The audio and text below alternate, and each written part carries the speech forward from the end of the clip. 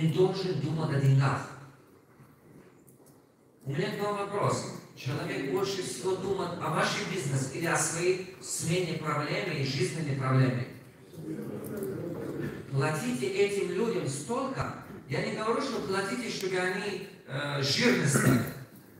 Я не сказал так. Платите им чуть выше рынка, чтобы они не нуждались. Например, на рынке, если эта кадра стоит $1000, платите $1200. Мой совет вам такой. Я всегда так делаю. Плачу 10-20% дороже рынка. И именно это помогло мне хорошую команду собрать. Они не должны нуждаться. И плюс к этому. Но нельзя платить 3 раза больше рынок. Слишком много платишь, тоже плохо. Платите столько, чтобы они не думали о деньгах. Когда они не думают о деньгах, больше они начинают свою энергию использовать на созидание и достижение цели компании. Потому что он пришел к вам, он с вами не потому, что вас убедить, вас угодить, нет. Он здесь, потому что хочет что-то создавать, то, что он готов потратить на это свою жизнь. Это то, что любит он. Это то, что ему нравится, это то, что его вдохновляет. Он может день и ночь этим заниматься и не уставать.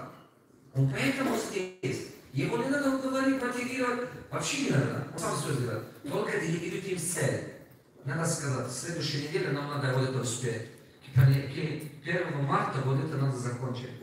Нам надо к 1 мая вот это закончить, ребята. Подумайте, как это сделать. Я так работаю. Я именно такой стиль работаю. Я говорю, ты взрослый человек, у меня образованный. Я не собираюсь тебе объяснить, уговорить и так далее. Я нанимал тебя ради твоей мысли. А не ради того, что ты свое тело принес на работу, свое тело унес на работу. Мы тебе нанимали ради твоей мысли. Пожалуйста, созидай. Что делай? Дай нам ценность. Созидай. Производи. Покажи результат. Что-то делай. Поэтому вот этих людей постарайтесь не демотивировать. Помогите. Помните, что они могут в любом месте найти работу. Их работа искать для них это не проблема. Еще кое-что секрет скажу вам. Платите чуть выше рынка. Чуть-чуть выше рынка. Например, если рынок платит $1000, платите $1200. Это окупается тебе очень хорошо. Очень хорошо окупается. Эти люди принесут вам 10 раз больше. Но делайте еще одну важную вещь. Каждый год поручите своего HR или сами анализируйте на рынке, сколько стоит цена такого кадра. Дело в том, что этот кадр стал умнее, он учился, он становится дороже. Если вы не заметите этого, например, вы продолжаете платить ему $1200, может быть, в данный момент рынок изменился, и этот парень стал профессионал. Год назад он мало знал, а сейчас больше узнал. Так же? И ценность его мозги растет. И конкурент это заметит. Если вы в тот момент вдруг это не заметите, кто-то из конкурентов ему предложит 1500 или 2000. Он уйдет когда-нибудь. Если у него семьи нужна, он уйдет. А теперь, виноват вы будете, не он. Не надо его обвинять. Виноват вы, что не посмотрели, не проверили, недооценили хороший кадр. Обычно у нас все говорят, вода возле дома это не светится, или как там говорят? Да?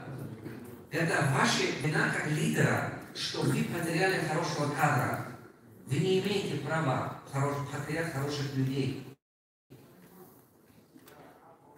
Потому что в данный момент профессиональные кадры здесь, смотрите, найти профессионала это очень тяжело. Да? Послушайте внимательно. Найти профессионала уже тяжело.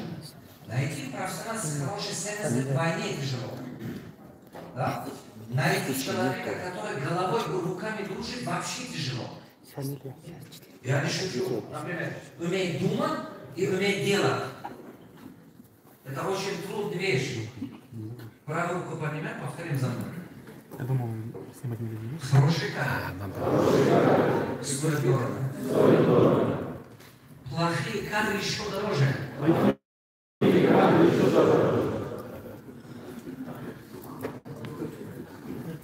Если я вам сказал, что хороший кадр платит чуть выше линии, Меняйте свое мышление и платите. Просто меняйте свое мышление и платите им. Это важно. Хорошие кадры стоят дорого. Плохие кадры стоят очень дорого. 2-3 раза дороже обойдется плохой кадр. Плохой кадр. Знаете, кто такой плохой кадр? Плохой кадр – это человек, который вы платите, чтобы он помог вашим конкурентам. Я так их называю. Плохой кадр является помощником ваших конкурентов. Как он является помощником конкурентов?